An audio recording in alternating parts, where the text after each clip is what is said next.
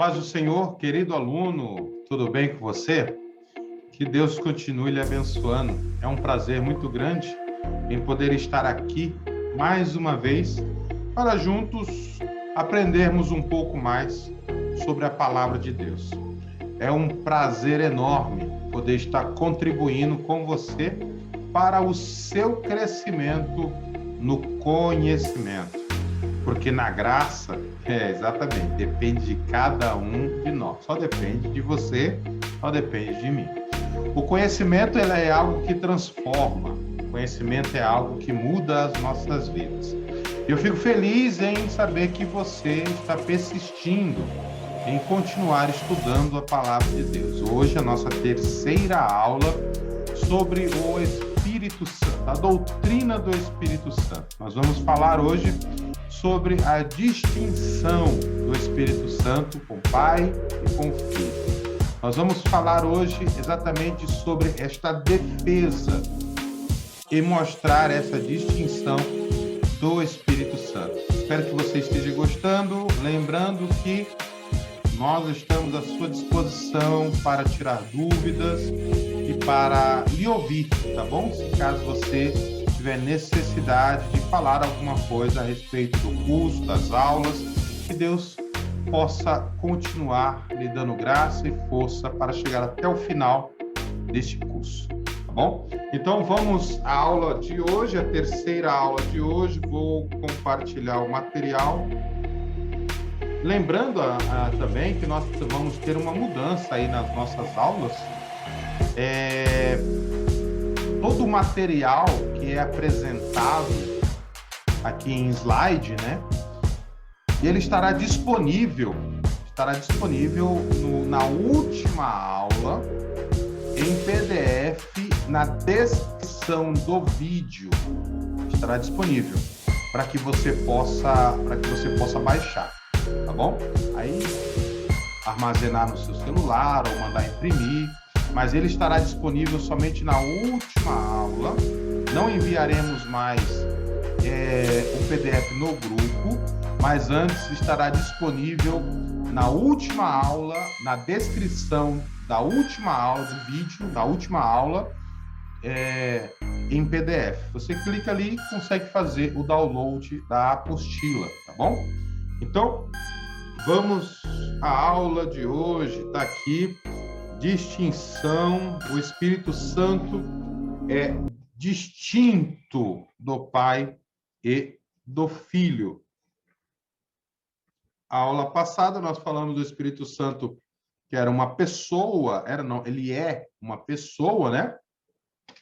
Falamos exatamente da importância de nós considerarmos o Espírito Santo uma pessoa, e hoje nós vamos falar sobre o Espírito Santo é distinto do Pai e do Filho. Por ele ser uma pessoa, ele tem a sua particularidade, ele tem a sua distinção do Pai e do Filho. O que é distinto?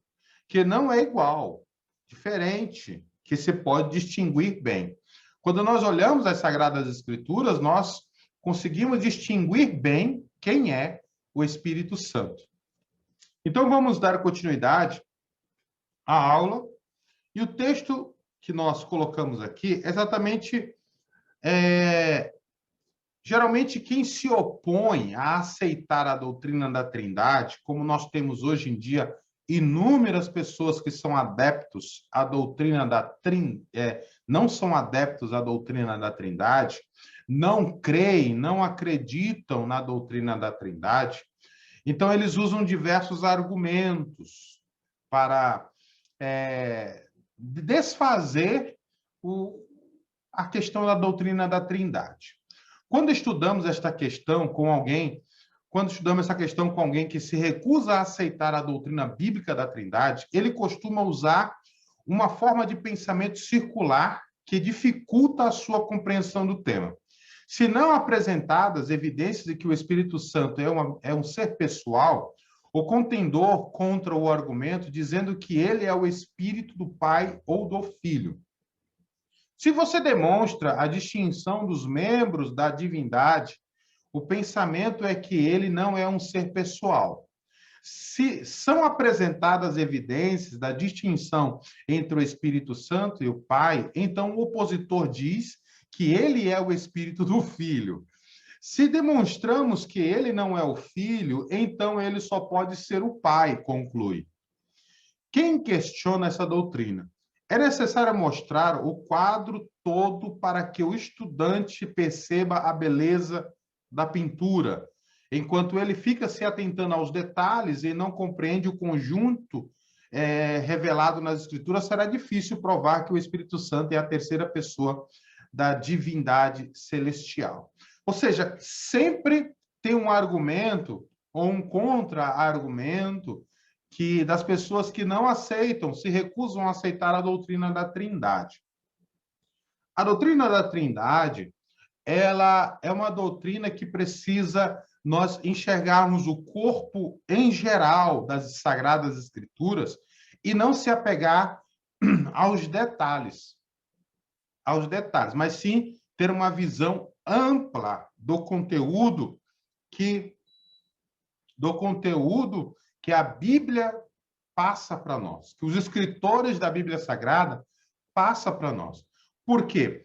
Porque o Espírito Santo está presente na Bíblia Sagrada de Gênesis a Apocalipse. Tem a sua ação demonstrada de Gênesis a Apocalipse. Ou seja, ele está espalhado pela Bíblia toda.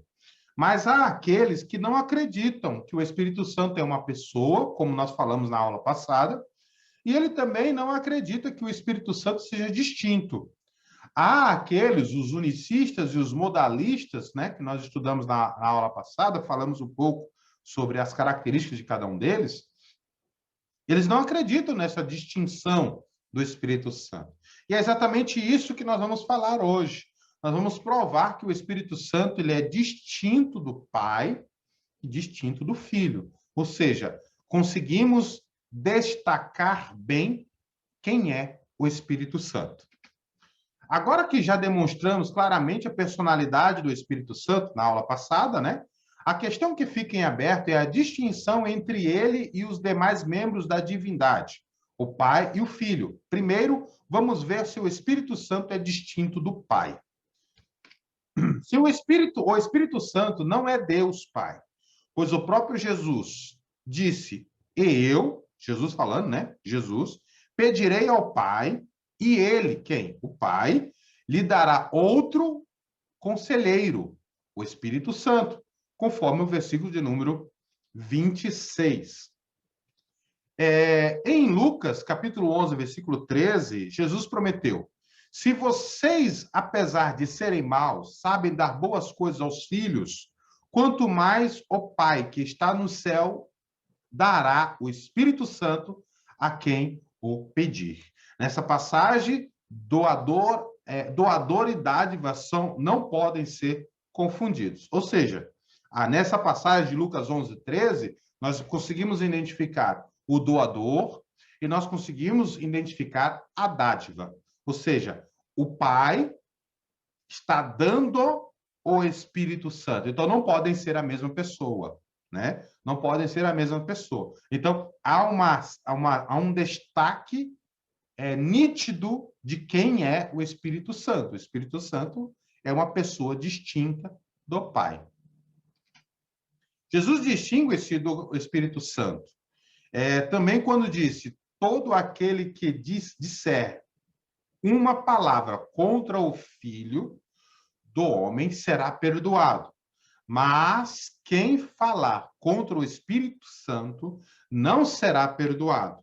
Nem este era, e nem nesta era, nem na que há de vir. Mateus 12, 32. Se pecar contra Jesus, não é a mesma coisa que pecar contra o Espírito Santo. Então, eles são pessoas distintas. Ou seja, em Mateus 12, 32, nos fala sobre a blasfêmia contra o Espírito Santo. Se o Espírito Santo é a mesma pessoa, então, se o Espírito Santo fosse a mesma pessoa, o Pai, o Filho, o Espírito Santo, fosse a mesma pessoa, não tivesse distinção entre eles, então quem pecasse contra o Filho também não teria perdão. Mas o que Jesus mostra é que aquele que pecar contra o Pai tem perdão. Aquele que pecar contra o Filho tem perdão. Mas aquele que pecar contra o Espírito Santo não tem perdão. Nos mostrando essa diferença, essa distinção entre o Pai, o Filho e o Espírito Santo. Talvez alguém possa tentar contra-argumentar dizendo que esse pecado é o mesmo que pode ser feito contra o Pai. Respondeu o Senhor a Moisés: riscarei do meu livro todo aquele que pecar contra mim. Que está em Êxodo, né, capítulo 32, versículo 33. Se assim for, então pecar contra o Espírito Santo seria o mesmo que pecar contra o Pai, portanto, ele não seria a mesma pessoa. Contudo, pecar contra o Pai não é a mesma coisa que pecar contra o Espírito. A expressão dogmática hebraica, riscarei do meu livro, essa expressão dogmática, essa expressão idiomática, né, do hebraico, riscarei do meu livro, significa condenar à morte, cair no esquecimento. Enquanto que para Jesus o pecado contra o Espírito Santo era resistir às evidências de que sua obra era divina, ao atribuir esta obra a Satanás, para lhe negar a autoridade e pecar contra o Espírito Santo. Agora, vamos ver se o Espírito Santo é o Espírito do Pai. Observe que Jesus faz essa distinção. Pode ser que alguém diga assim, não, mas pecar contra o Pai e pecar contra o Espírito Santo é a mesma coisa, porque lá em Êxodo 32, 33, o Pai está dizendo que vai riscar do livro dele todo aquele que pecar contra mim. No caso, essa expressão idiomática é uma expressão idiomática hebraica que tem um significado hebraico de quê? Riscarei do meu livro tem significado de quê? De condenar à morte, de cair no esquecimento. Se nós formos analisar Êxodo, capítulo 17, 14, Deuteronômio 25, 19, na Almeida Revista Atualizada, nós vamos conseguir fazer esta distinção sobre esta expressão. E por quê? Porque em Mateus 12, 32, Jesus diz que o pecar contra o Espírito Santo é exatamente não dar a devida evidência, não atribuir exatamente ao Espírito Santo as obras, os milagres que estavam acontecendo, mas antes dizer que aqueles milagres eram uma atuação de Satanás. Foi atribuído o milagre de Deus a Satanás, a ação do Espírito a Satanás. Então, para Jesus, e na questão do pecado, né, esta é a blasfêmia contra o Espírito Santo. Então, há esta distinção. Agora nós vamos ver o Espírito Santo, se é o Espírito do Pai. Se é o mesmo que o Pai, né? Por fim, vamos ver se a distinção entre os três membros da divindade é bíblica. O escritor de Hebreus usa um argumento baseado nos costumes da velha aliança para mostrar por que é perigoso brincar com o pecado. Em Hebreus, né, no caso, Hebreus 10, 26 ao 31, se continuarmos a pecar deliberadamente depois que recebemos o conhecimento da verdade, já não resta sacrifício pelo pecado, mas tão somente uma terrível expectativa de juízo e de fogo intenso que consumirá os inimigos de Deus. Quem rejeitava a lei de Moisés morreria sem misericórdia pelo depoimento de 2 ou 3 testemunhas. Com mais severo castigo, julgam vocês, merece aquele que pisou os pés, o Filho de Deus, profanou o sangue da aliança pelo qual ele foi santificado e insultou o Espírito da graça? Insultou o Espírito da graça? Pois conhecemos aquele que disse, a mim pertence a vingança, eu retribuirei. E outra vez, o Senhor julgará o seu povo. Terrível coisa é cair nas mãos do Deus vivo. A lógica argumentativa usada pelo apóstolo refere-se ao costume de só condenar alguém por algum pecado público se houvesse o depoimento de 2 ou mais testemunhas. A palavra de uma pessoa não podia condenar ninguém. A palavra de uma única pessoa não poderia condenar ninguém. Para Hebreus, o cristão que permanece em pecado é condenado pelo depoimento de 3 testemunhas. O Filho de Deus, o Espírito da graça, e a outra forma de se referir ao Espírito Santo, é um outro nome que é dado, né? Espírito da graça, ao Espírito Santo, e ao Deus vivo, referência ao Pai. Assim, o crente recalcitrante e condenado pelo testemunho das três pessoas da divindade. Esse argumento revela que o apóstolo entendia que a Trindade era formada por três pessoas, distintas e iguais em autoridade. Tá bom?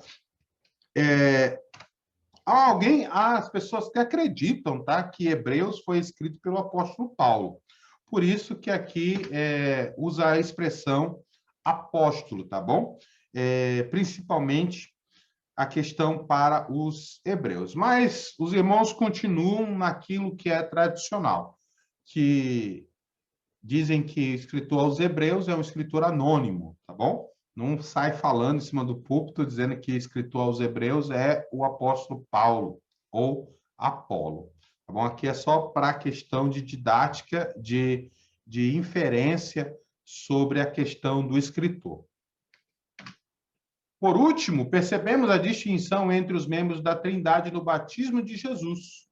Assim que Jesus foi batizado, saiu da água. Essa passagem é incontestável, né? Mateus 3, 16, 17. Dizendo que assim que Jesus foi batizado, saiu da água, naquele momento o céu se abriu e ele viu o Espírito de Deus descendo como pomba e pousou sobre ele. Então uma voz dos céus disse: este é meu filho amado. Quem fala ali é a fala do pai, né? Em quem me agrado. Em algumas versões, em que me comprazo, né? Saindo da água estava o filho, falando no céu, se ouve a voz de Deus, e por fim o Espírito Santo se revela na forma corpórea de uma pomba. Né? Ou seja, há distinção do Espírito, há uma distinção do Espírito Santo. Os opositores da doutrina da Trindade afirmam que o Espírito Santo é chamado de Espírito de Deus e que, portanto, o autor está se referindo ao Pai também. Enquanto o evangelista Marcos o chama apenas de o Espírito. Lembrando que o Evangelho de Marcos é o primeiro evangelho a ser escrito, né? Ou seja, não é Mateus. O primeiro evangelho a ser escrito é o de Marcos. Marcos serviu de fonte de consulta para os outros escritores. Então, no evangelho de Marcos, Marcos não chama de Espírito de Deus. Marcos chama apenas de o Espírito, né? Marcos 1:10. Lucas o denomina como Espírito Santo. Como veremos mais à frente, Lucas, né, capítulo 3, versículo 22. Como veremos mais à frente, assim como o Pai e o Filho, o Espírito Santo recebe diversos nomes, incluindo o Espírito de Deus. Isto não significa que o Espírito Santo é o Pai, ou mesmo o Filho, apesar de Jesus também ser chamado de Jeová na Bíblia, tal como o Pai, nem por isso confundimos as duas pessoas. Ou seja, o que dá para perceber é que o Espírito Santo, junto com o Filho, junto com o Pai, o Filho e o Espírito Santo, eles têm essa harmonia, eles se entrelaçam. Essa harmonia é vista na atuação do Pai, do Filho e do Espírito Santo ao longo da Bíblia Sagrada. Mas que os três têm as suas características próprias, né? O Espírito Santo é distinto do Pai, do Filho e do Pai e do Filho, né? O Espírito Santo é distinto. É uma evidência clara, como na passagem de Mateus 3, 16, 17, nós vemos o quê? O Pai falando no céu, o Espírito Santo descendo em forma corpórea de uma pomba e Jesus saindo das águas após ter sido batizado. Ou seja, tem uma distinção, né? O Pai no céu, o Espírito descendo em forma corpórea de uma pomba e Jesus, como filho, na terra, sendo ali revestido com a unção, a graça, o poder de Deus, o que para nós hoje seria o batismo com o Espírito Santo, né? E alguns dizem com fogo, né, que é o mais tradicional, né? O batismo com o Espírito Santo e com fogo, né? É o mais tradicional, mas depois nós vamos estudar a questão dessa distinção, batismo no Espírito Santo e o batismo no fogo, tá bom? Mas por enquanto é só a distinção do Espírito Santo do Pai e do Filho, mas há essa harmonia deles, né, que reveste essa distinção no corpo todo da Bíblia. Por isso que é importante nós analisarmos a Bíblia como um todo e saber distinguir a atuação do Pai, a atuação do Filho e a atuação do Espírito Santo. São três pessoas distintas, cada uma com a sua própria personalidade. Dito isto, nós entramos dentro das funções do Espírito. Se o Espírito Santo é distinto e o Pai tem suas funções, o Filho tem suas funções, o Espírito Santo também tem as suas funções. E quais são as funções do Espírito Santo, professor? As funções do Espírito Santo são inúmeras dentro da Bíblia Sagrada. Nós vamos falar aqui a respeito de algumas, aquelas que eu julgo ser de suma importância para nós crentes, salvos em Cristo Jesus. Então, nós vamos falar a partir de agora sobre as funções do Espírito Santo. A identidade do Espírito Santo pode originar muitas perguntas. Quem é o Espírito Santo? Para que eu precise, para que eu preciso dele?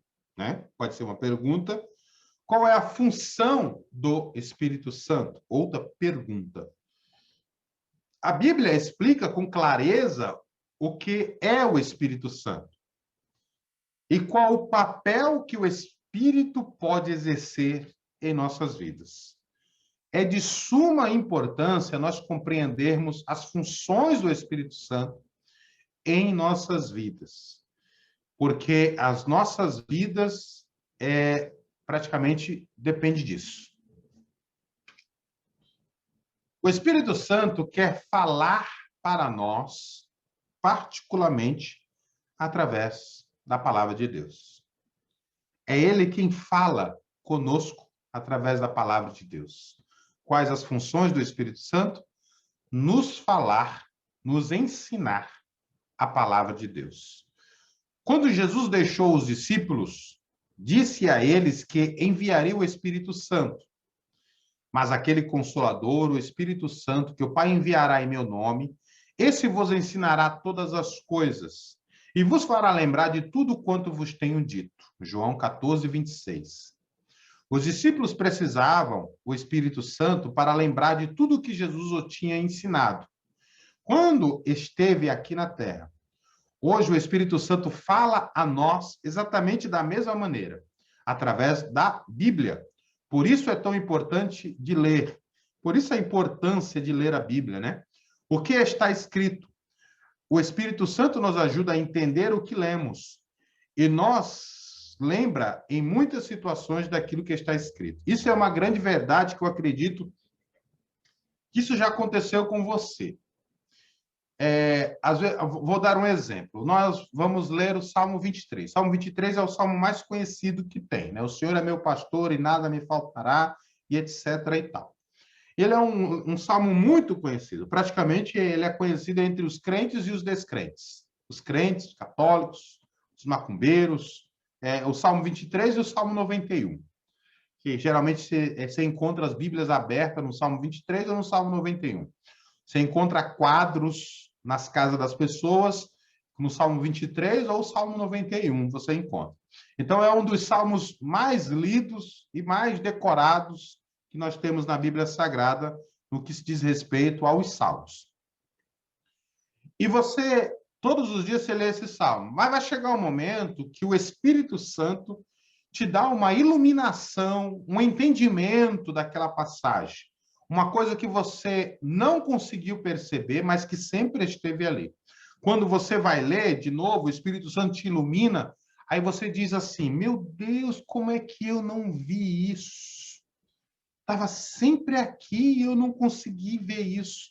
Ou então, quando você está assistindo alguma pregação e você e o pregador fala uma revelação na palavra que ele teve, e você vai ler ali, e você, meu Deus, sempre esteve aqui, eu nunca prestei atenção nisso, porque ele recebeu a iluminação do Espírito e você recebeu o entendimento através da revelação que ele teve, da iluminação que ele teve. Porque a palavra de Deus, ela é inspirada. A palavra de Deus foi preservada.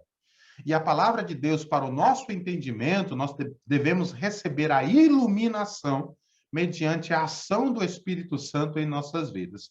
Por isso que não podemos deixar de ler a Bíblia, porque a Bíblia é a palavra de Deus que nos orienta, que nos ensina. O Espírito Santo nos ensina através da Bíblia Sagrada. Então, é de suma importância nós lermos a palavra de Deus. E o Espírito Santo nos ajuda, ele fala conosco, ele faz com que as letras da Bíblia Sagrada salte para dentro do nosso coração e nos ilumine através da palavra de Deus. Por isso que o salmista vai nos dizer que lâmpada para os meus pés é a tua palavra, Senhor, e luz para o meu caminho. Exatamente a iluminação do Espírito Santo quem nos guia para a vontade e a verdade de Deus.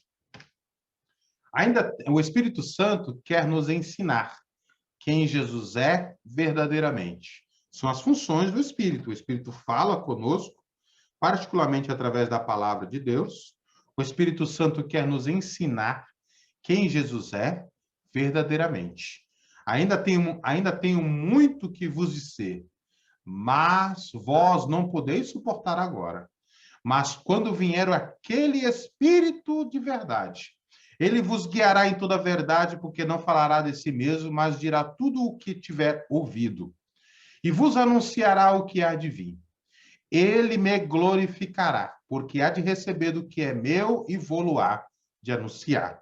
Foi o que Jesus disse em João 16, 12 ao 14. Né? João relata estas palavras de Jesus.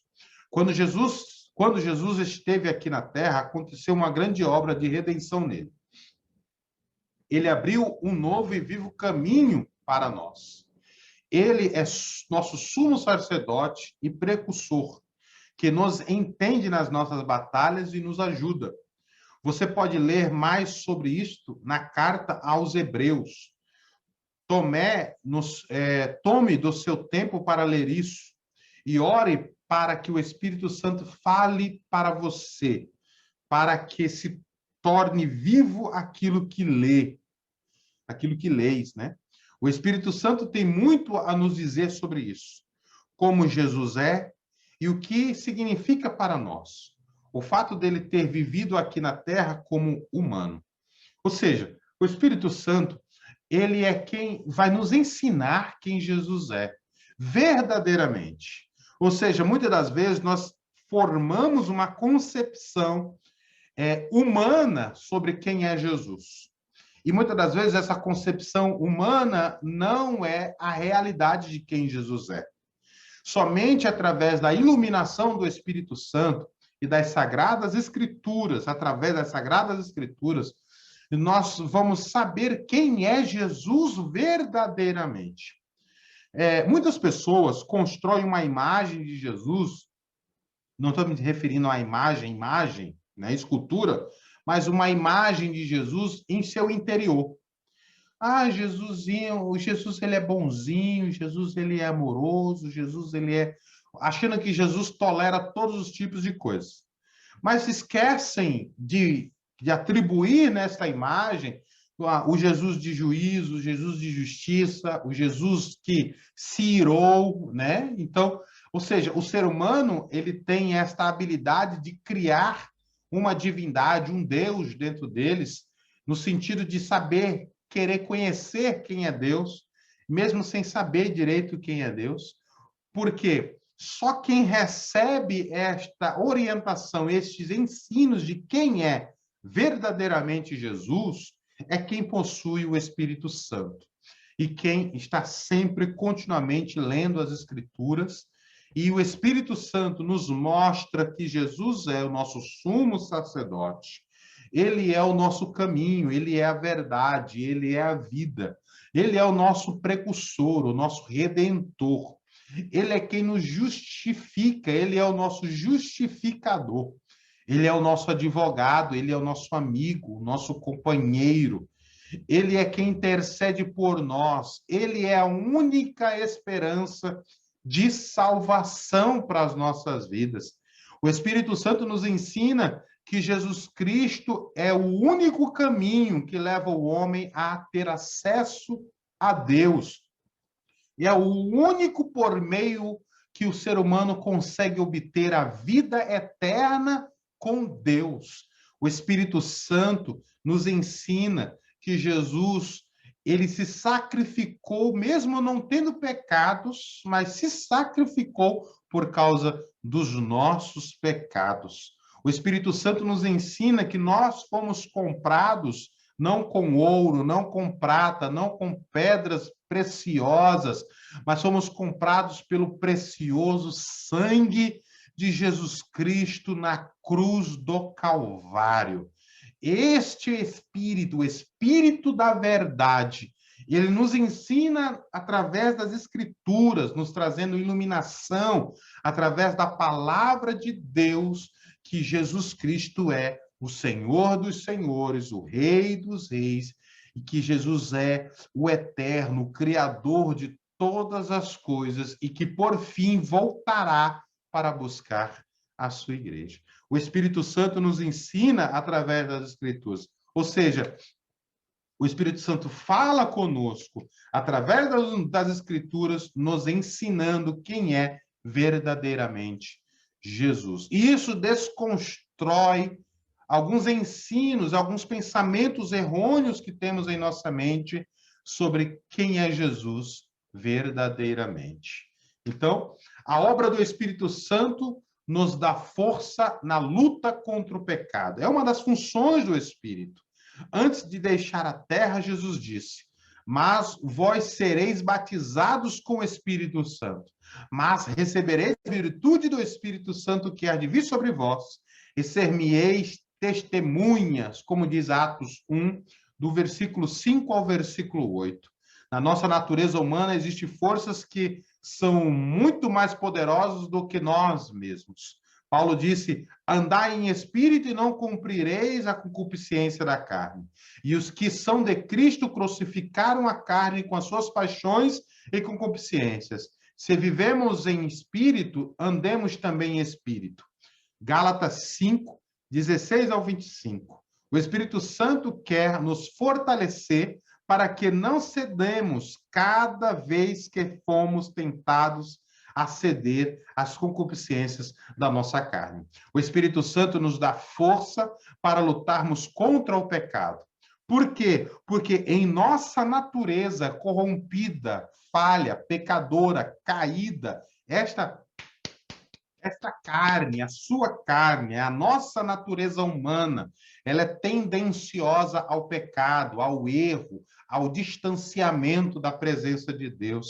Mas o Espírito Santo, em revestimento de poder em nossas vidas, ele nos dá força para lutarmos contra nós mesmos, contra a nossa própria natureza. Porque em nossa natureza existem forças muito superiores a que nós podemos pensar. E somente com a presença do Espírito Santo em nossas vidas é que conseguimos vencer o pecado, não andarmos em pecado. Isso não significa que não cometeremos pecados, mas isso significa que não viveremos no pecado, porque somos guiados pelo Espírito de Deus para vivermos de acordo com a vontade de Deus. Oh, glória a Deus!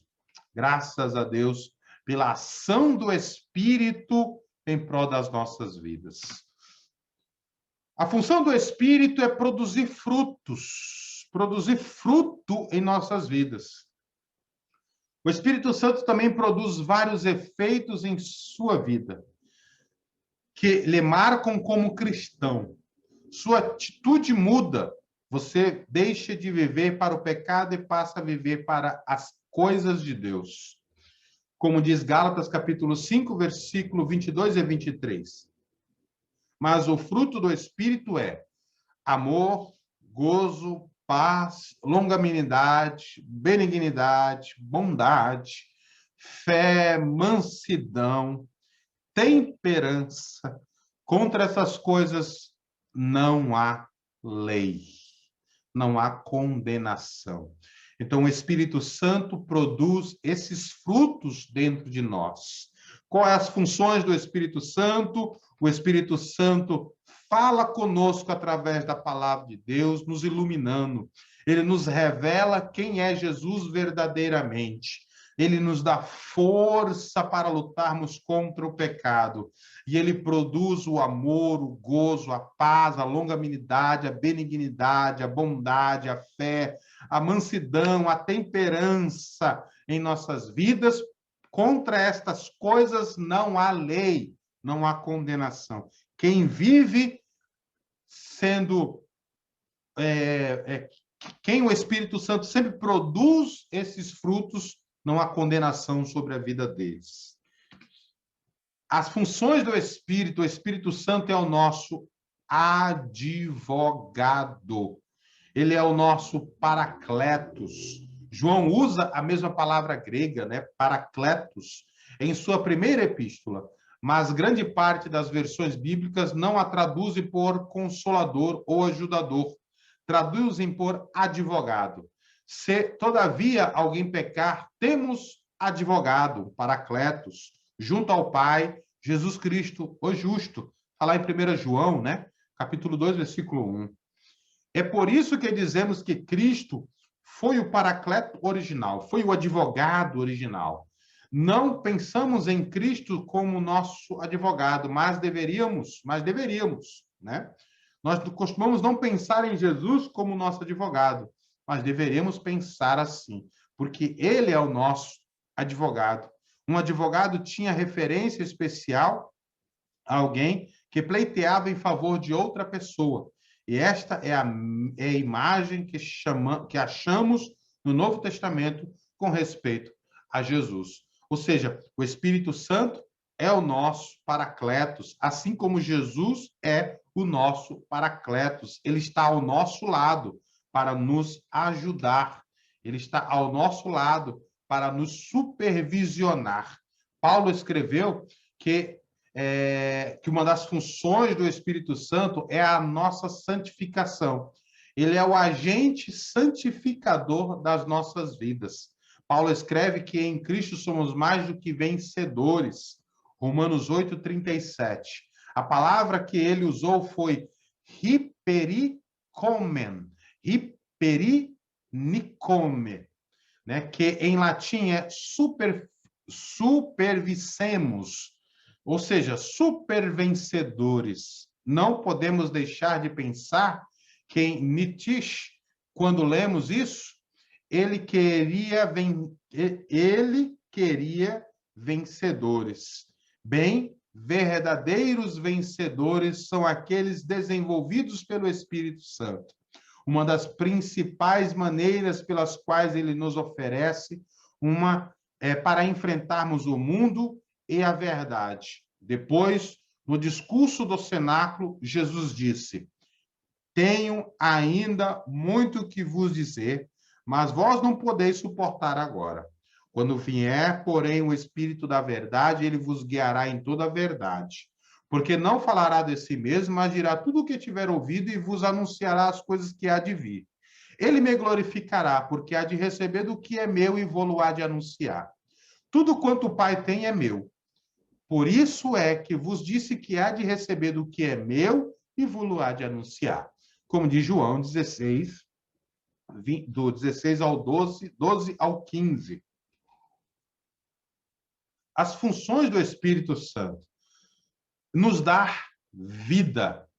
Ou seja, não existe vida se a pessoa não tiver a presença do Espírito Santo. O Espírito Santo produz vida em nossas vidas. Tanto no hebraico quanto no grego, achamos um jogo de palavras com referência a espírito. A palavra grega pneuma, que é traduzida por espírito, é também traduzida por vento ou sopro. Há uma ligação íntima entre o Espírito de Deus e o sopro de vida. No entanto, o principal interesse do Novo Testamento no relacionamento do Espírito Santo com a vida não é a criação original da vida, mas é a energia criadora necessária para a vida espiritual. Cristo disse: Eu vim para que tenham vida e a tenham em abundância. João 10:10. Aqui, Cristo não estava falando sobre bios, a palavra grega que expressa a ideia de vida ou coisa viva. Cristo usou a palavra diferente, zoe, a palavra zoe, porque estava se referindo a um tipo ou qualidade de vida específico.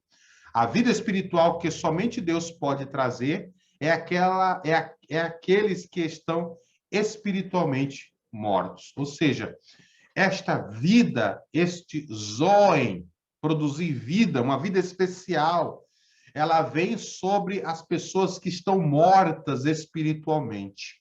Como diz, ele vos deu vida, estando vós mortos nos vossos delitos e pecados. E é exatamente esta palavra, a palavra zoe.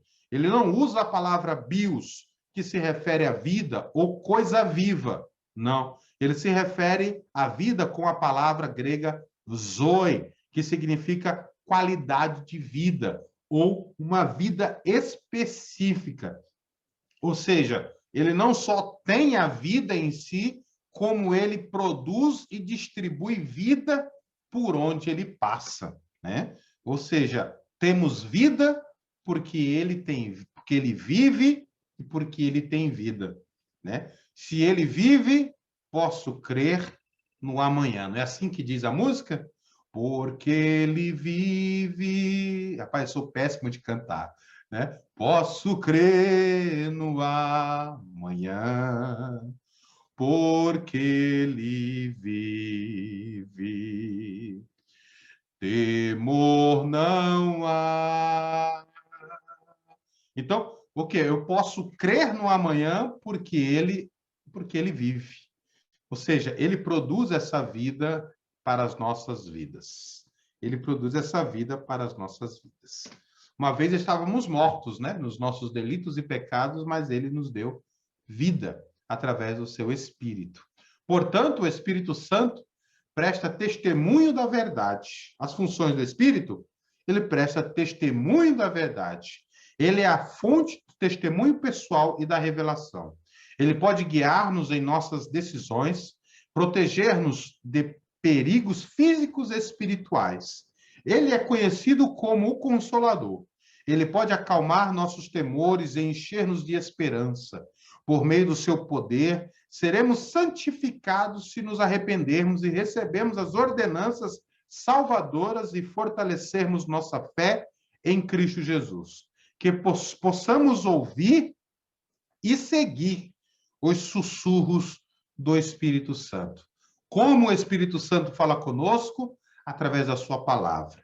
O Espírito Santo fala conosco, testificando com o nosso espírito. Nós sentimos quando somos orientados pelo Espírito. Por quê? Porque o Espírito Santo, ele não só nos ensina a palavra, ele não só nos revela quem é Cristo, ele não só produz em nós a santificação, ele não só nos ilumina nas Sagradas Escrituras, mas ele também nos livra de perigos espirituais e perigos físicos também, porque ele nos diz, olha, não vai por aí, vai por aqui. Quem de nós já não teve um livramento da parte de Deus porque sentiu que não deveria fazer tal coisa, sentiu que não deveria ir, sentiu que não deveria estar em tal lugar, sentiu que não deveria falar com tal pessoa? Era a ação do Espírito Santo em preservando a vida e a vida espiritual destas pessoas, né? Então, tem muitos testemunhos sobre as ações do Espírito Santo, e isso distingue o Espírito Santo do Pai, do Filho, né? E que o Pai também faz isso, o Filho também faz isso, o Espírito Santo também faz isso. Vamos falar também sobre os símbolos do Espírito Santo, mas na próxima aula. Vamos deixar para a próxima aula. Vimos muito conteúdo em pouco tempo. tá bom? Espero que você tenha gostado. Na próxima aula, nós vamos falar sobre os símbolos do Espírito Santo, o azeite, o fogo, o vento, a água e a pomba, como símbolos do Espírito Santo. Tá bom? Então, vamos deixar essa aula para a próxima, que será a nossa última aula sobre a doutrina do Espírito Santo. E eu tenho certeza que você vai gostar e eu lhe vejo na próxima aula, tá bom? Que Deus te abençoe. Não esqueça, este PDF estará disponível na nossa próxima aula, na quarta aula, que é a última aula da doutrina do Espírito Santo. Na descrição do vídeo estará lá, baixe aqui o PDF da aula, né, da disciplina. Então, você clicando, você vai conseguir baixar o PDF, tá bom? Então, que Deus em Cristo Jesus continue te abençoando e nos vemos na próxima aula. Shalom, Adonai, Hulei Traot. A paz do Senhor e até breve. Te vejo na próxima aula. Deus te abençoe.